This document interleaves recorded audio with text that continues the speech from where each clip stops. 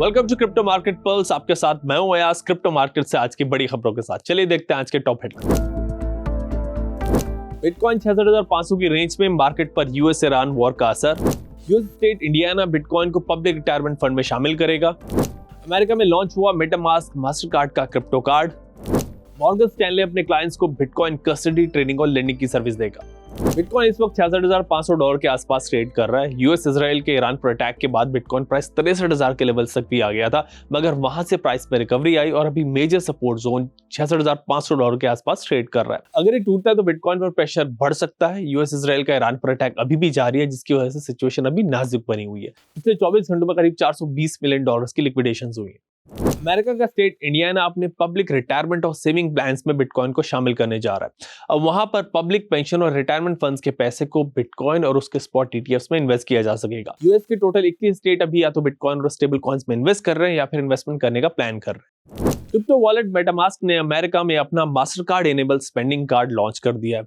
इसकी शुरुआत सबसे पहले न्यूयॉर्क से हुई है। इसके जरिए यूजर्स अपनी क्रिप्टो होल्डिंग्स को डॉलर्स में कन्वर्ट करके किसी नॉर्मल बैंक कार्ड की तरह दुकानों पर या फिर ऑनलाइन शॉपिंग कर पाएंगे। दुनिया के सबसे बड़े बैंक में से एक मॉर्गन स्टैनले अब अपने क्लाइंट्स को बिटकॉइन ट्रेडिंग, कस्टडी, लेंडिंग और उस पर यील्ड कमाने की सर्विस देने की तैयारी कर रहा है। इससे इन्वेस्टर्स बिटकॉइन को सिर्फ खरीद कर वॉलेट में ही होल्ड नहीं कर सकेंगे, बल्कि बैंक के जरिए उससे लेंड करके उस पर रेगुलर यील्ड भी कमा सकेंगे।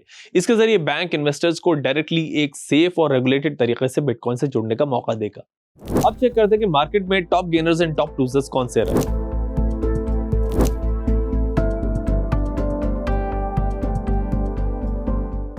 अब बारी है रेजिस्टेंस एंड सपोर्ट लेवल्स की। बिटकॉइन का रेजिस्टेंस लेवल है 69,000 से 70,000 के बीच और स्ट्रॉन्ग सपोर्ट है 65,000 से 65,500 के बीच। इथेरियम का रेजिस्टेंस लेवल है 2018 से $2,030 के बीच और सपोर्ट जोन है $1,870 से $1,900 के बीच। बीएनबी का रेजिस्टेंस जोन है $627 से $630 के बीच और सपोर्ट जोन है $591 से $601 के बीच। सोलाना का रेजिस्टेंस जोन है $85 से $86 के बीच और सपोर्ट जोन है $78 से $79 के बीच।